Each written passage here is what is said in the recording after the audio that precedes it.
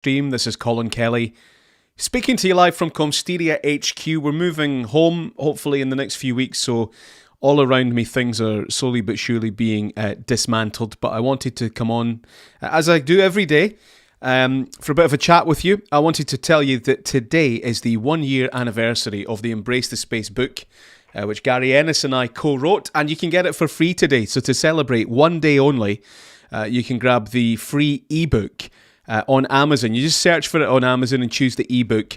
I just tweeted it as well, so if you search at Colin Kelly on Twitter, you'll get the direct link to it on one of my recent tweets. But if you just go to Amazon, type in Embrace the Space, you can get the ebook completely free today. I hope you will enjoy that. It'll give you a flavour of what's coming up in our next Embrace the Space webinar, which is on 27th of August. You can get all the details at that at embracethespace.co.uk. Let me show you this.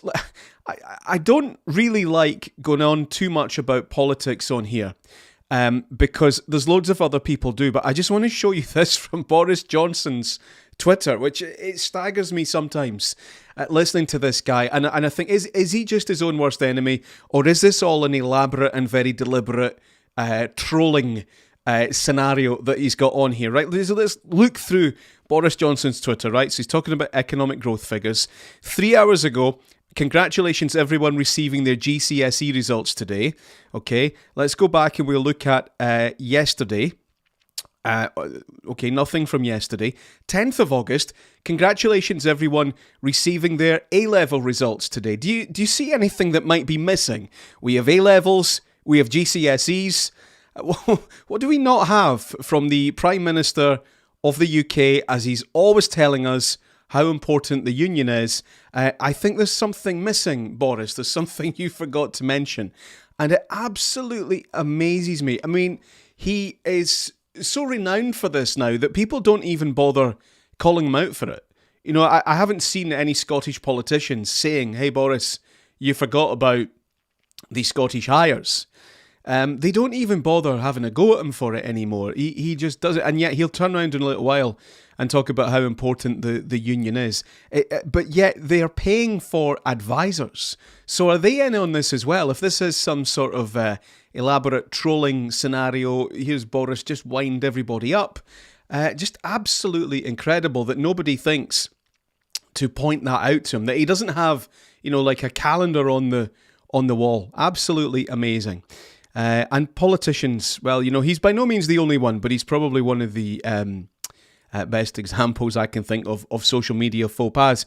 On the other hand, here's one that I think is actually really good. This guy here, George Adam MSP, who's the MSP for Paisley, he does social media really well, to the point where he doesn't make a huge song and dance of talking about the party or a particular cause or policies. It's a really good insight into, well, life behind the scenes as an MSP. What goes on in Scottish politics? What's going on in the constituency? What's going on in Paisley? I think George Adam MSP does it really well. Anyway, listen, if you've got any questions about social media or business or marketing, then you can fire them my way just through the live chat, and I'll see it straight away. Gary Ennis and I are looking forward to our Embrace the Space webinar, 27th of August, embracethespace.co.uk. You can get all your tickets and get that free ebook today. Just search Embrace the Space on Amazon, or you can just check me out on Twitter and you will see it there. So what's going on with you today? It's a kind of funny time of year, isn't it? Quite quiet.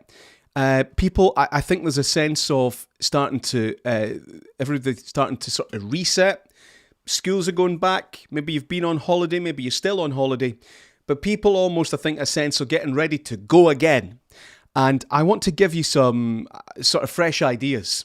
And one that you might not have considered yet. I don't know where in your social media, your digital or your marketing strategy, I don't know where Reddit fits in, but I think Reddit has a big role to play. Reddit's an amazing platform. It's a bit like Twitter. I guess it's like the early days of internet forums.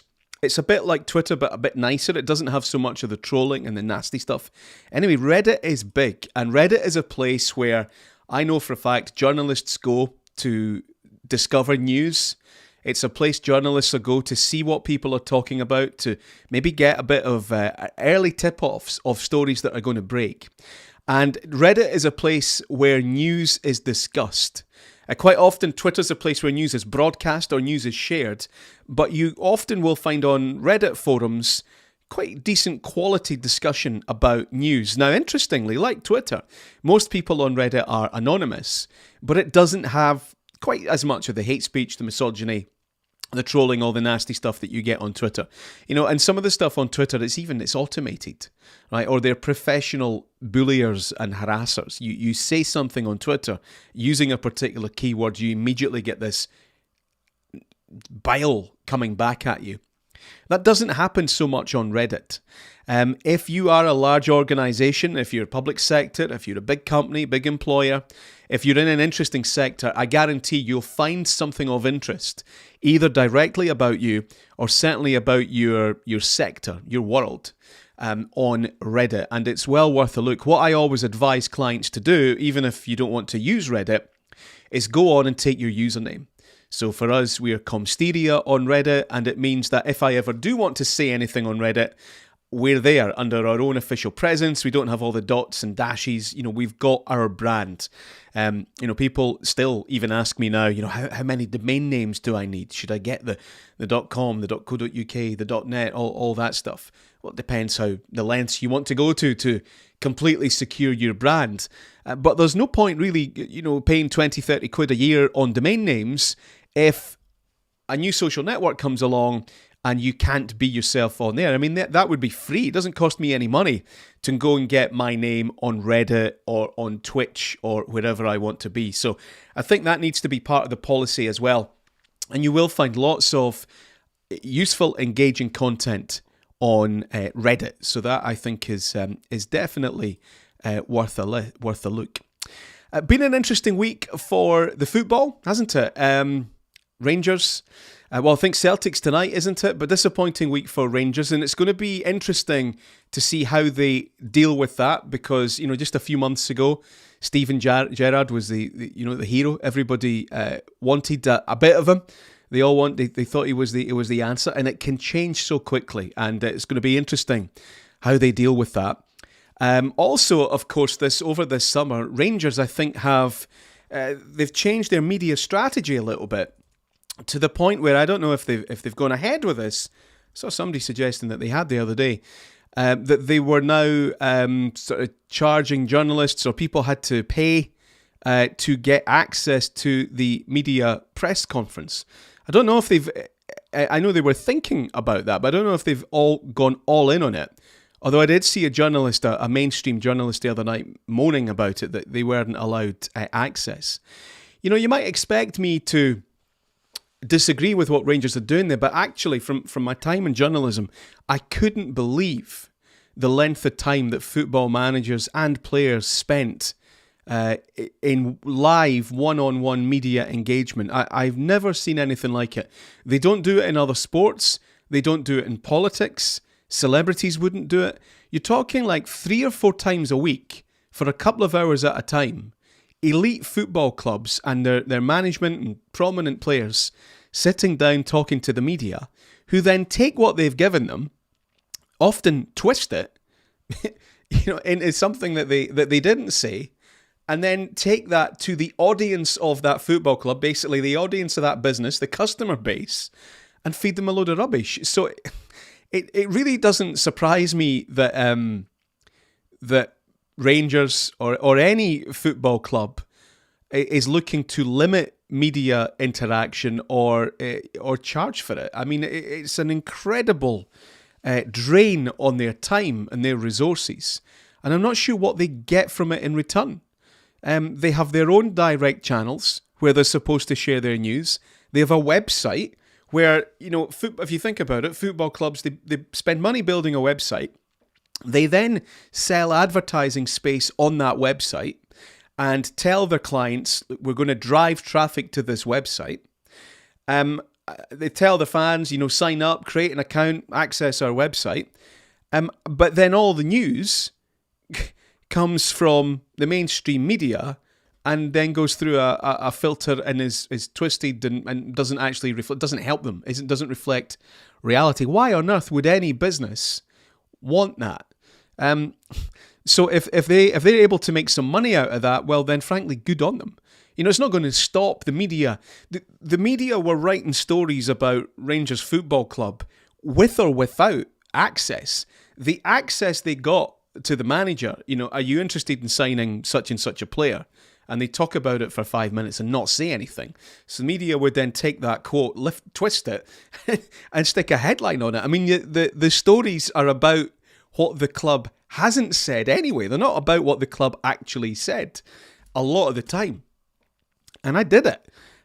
So it's not going to make any difference whether a media outlet pays their money and gets official access or not. They're still going to tell the stories. So I don't understand why Rangers have been criticised for that. If I was a Rangers fan or if another club was going to do it, well, that's more time concentrating on the game that we're preparing for. So I would be all for that. Here's the other thing that I think is a bit odd this week. I don't know if you've seen this. HMV, the music retailer, they've teamed up with Now Music, the compilation album series. And they're doing this new 100 Years of HMV. Here it is. Now that's what I call HMV. So is it a 5-disc set? I think it maybe is. So a huge big set, more than, I think 100 odd tracks on it, celebrating 100 years of HMV. And as lots of people are pointing out, well, they're not really celebrating 100 years of HMV, they're celebrating about 50 years of HMV since mainstream rock and pop music, right? Anything that they've shared so far is back as far as the 60s. I haven't seen anything since before the 60s. And what a missed opportunity this is from HMV, and also I think from Now Music, which is, I mean, both of them, much loved brands. And it is full of heritage acts. So if we look at the track listing here, they've revealed disc 1, right? Bon Jovi, Eurythmics, Rod Stewart, Kylie, Can't Get You Out of My Head, Jackson 5, Stevie Wonder, Elvis, Suspicious Minds. Does anybody that wants those tracks not already have them? Most music fans that I know, you own these tracks 3, 4, 5 times over. You've bought them several times and you're streaming them. So why is anybody going to buy this other than, well, why would somebody buy it? Why would somebody buy that CD? Well, because the brands mean something to you and you see it as something to collect.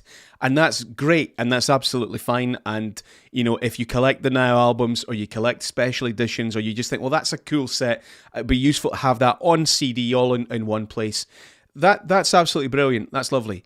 But what a missed opportunity. 100 years of HMV. If I'm running that business, and you know how close HMV have come, I think twice now at least, to the abyss. In fact, I think they've even been in the abyss on a couple of occasions.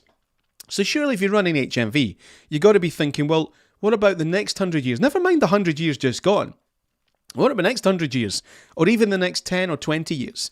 We're bringing out a 5-disc set. We're partnering with Now. We're, these big record labels. We've got lots of attention. This is it's an interesting thing to be doing. We know that lots of people will be interested in this. Why not do 4 CDs? And the 5th one is emerging artists. Think of what HMV and Now could do right now for emerging artists by including them on this release. That would be an incredible gesture, not to the established names.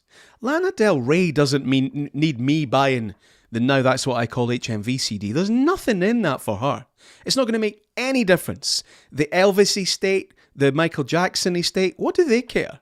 Right? This is just a cash in. When what HMV should be doing is thinking about their future in this business. They should be getting emerging artists on their compilation right now so that they feel an affinity with HMV, so that they queue up to play live shows in HMV, so that they do appearances, so that they get talked about on all the blogs, so that HMV is identified as a place not just for legacy artists. The audience that like Rod Stewart aren't going to keep HMV going for very long. You talk about backing a loser, and there's nothing wrong with Rod Stewart, but the Rod Stewart fan base aren't going to do nothing in the next 5, 10, 15 years for HMV. But the emerging artists, or even what maybe they could have done, separate editions for Scotland, England, Northern Ireland and Wales, something like that, they really could have got the industry on site. Instead of that, what did they give us? Look, Don't Stop Me Now by Queen. Great song, wonderful song, but does anybody really need to hear that song ever again? We don't need it on the radio. We don't need it on compilation albums. It's in adverts. It's been in films. That song is everywhere. And that's great because it's a great song. But we don't need it. We don't need it on this release. That's another Glasgow band. That's an indie band. That's an independent artist who, through COVID and the lack of live gigs, has been obliterated over the last 12 months.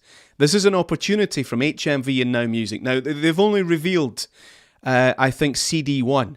So maybe there's something up their sleeve. Maybe there's something they could do with some of these other discs to do something for emerging artists. I think that would be really interesting. I'd love it if they did that, and there's still time. Hey, listen, thanks for joining me on this live stream this afternoon. I'm going to stay on another little while. And what's going on with these things here? Twitter fleets. Have you seen this? This was like Twitter's attempt at what they've seen with like stories on Instagram and Facebook and TikTok. So they did this fleets thing, this experiment. It lasted a couple of months, and they're killing it already, and there's a fine line between a business that is innovating and experimenting and trying new things. There's a fine line between that and something that is, we lack leadership, we don't know what we're doing, nothing seems to be working. And I think Twitter seems to be stuck in this place where, do you know what, nothing seems to be working. It's almost like they're in an alternative reality where they're working away on all this stuff. And well, hang on a minute, wasn't there a huge big outcry about racist abuse on Twitter? What have you actually done? Aren't there loads of people clamoring for an edit button? Could you do anything around there? It just seems this very strange tool that lots of people use, and the media use it, and a lot of our customers use it. We use it. But I think it could be so much better. And it isn't. And I just think it's quite odd that Twitter don't seem quite to have really sort of got on top of themselves at the moment. I don't know what you think of that, but you can let me know in the live chat if you like. We do a daily digital minute as a podcast. You can get these through colinkelly.net if you want to have a wee look, or just search for Comsteria Podcast, and you'll be able to see our 60-second jargon-free tech updates, and they come out every day. So well worth a look if you want to go and have a wee play around with that, and you'll get the latest tech news every day. If you're looking for a book to read, you can get the Embrace the Space ebook. It's completely free today. Just search Embrace the Space on Amazon. You can also go onto my Twitter at Colin Kelly, and you will see the link that we've shared to it. And remember, the Embrace the Space webinar with Gary Ennis and myself, 27th of August. You can get tickets from embracethespace.co.uk. I saw some interesting discussion about the Olympics, and obviously this was the first Olympics that the BBC didn't didn't have complete rights to. So they shared the rights with Discovery Networks and Eurosport. And Eurosport had like about 9 channels, and the BBC, by comparison, they didn't have all that much. And there's a lot of people seemed sort of disappointed with that. They seemed to criticise the BBC for their coverage of the Olympics. I actually thought it was very good. I thought Claire Balding and Alex Scott did an excellent game. It was good having a show to watch with that sort of personality and rounding it all up. And then the live stream sort of as it happened, almost like the raw feed happening on the Eurosport channels and the Discovery app, which was quite interesting. So it's football on tonight. I think they've got the full house, haven't they, at Celtic Park in their Europa League qualifier. They had that 6-0 win against Dundee at the weekend. So All quite exciting. Tonight they're back, second leg in the third qualifying round against FK Jablonec. So it's going to be interesting to see what happens there. People always used to say, don't they, hope they do well, good for the coefficient. Say, I'm not a Celtic fan, but good for the coefficient. So yeah, and I think there's still, I think, tickets available for this one. Oh no, sorry, this is the game against Hearts they're selling tickets for. They're playing Hearts on Sunday in the Premier Sports Cup. So if you want back in to live football at Celtic Park, still tickets available for Celtic v Hearts on Sunday. And of course tonight they have the game against FK at Jablonec, and it's going to be a capacity at Celtic Park for the first time in 18 odd months. So there you go, exciting stuff. Good luck to Celtic tonight, and what a result last week as well, wasn't it, for St Johnstone? Absolutely tremendous. Right, lots of people actually see some quite interesting things here on Twitter. Let's have a wee look at this one. A few friends of mine talking about WeTransfer. I think I'd lose my mind if WeTransfer didn't exist. So it's a file transfer tool. It's free, but if you pay, I think it's about £10 a month, you get the sort of professional version of WeTransfer. 200 gigabytes you can transfer, and you can either send the files or you can send links, and you get a bit of branding if you pay, and you can control when the links expire. WeTransfer for me is an absolutely essential tool. The other one that I use frequently within the business is Dropbox, so a business Dropbox account, which automatically syncs everything. So it means anywhere I can log into the internet, or if I've got the Dropbox app on my phone, anything that I've done on my desktop machine, it's all there and I can access it immediately, which is an absolute godsend for keeping the business organised and moving things around. And, you know, if I want to do a bit of work down the stairs on the laptop, or while I'm in bed, get my phone out, update a file or something, it's all there. So well worth it. WeTransfer and Dropbox are, I think they're cracking tools. Right, listen, that's it for me for today. Thank you very much for watching. I'll be back again soon. Remember, grab the ebook, the free ebook, Embrace the Space book. I'd show you a copy of it, but because we're moving, I've packed it all away. But Embrace the Space book, free as an ebook today only, because to mark its 1 year anniversary. Embrace the Space book is 1 year old, so you can read the ebook for free today. And also, tickets still available for the Embrace the Space workshop, embracethespace.co.uk on the 27th of August. We've also launched our new live streaming webinar. You get all the details about this over on our Comsteria website, comsteria.co.uk. We are running our live streaming course. If you want to live stream for your business, whether you're doing it in a very simple way, or you want something much more complicated with multiple cameras and graphics and branding, then come and join us. 2 p.m, August the 30th. It's just a couple of hours, 2 p.m. till 4 p.m. Our live streaming course delivered via webinar. It's going to be me that's running it. Whether your live stream is just you talking to your mobile phone, or if you're going to be bringing in multiple cameras and graphics and overlays, streaming to various platforms all at once, then all the information for you now, comsteria.co.uk. It's just £25 for the session, plus the booking fee that Eventbrite adds on. So £27.54 is the absolute most you'll pay. And I hope you'll join me 30th of August from 2 till 4 for our live streaming course. Lots going on. If you are needing a kickstart for your business, pressing the reset button, COVID restrictions have eased, let's take things to the next level. Grab that free ebook today, get your tickets for embracethespace.co.uk, and check out the Comsteria website as well, and get the most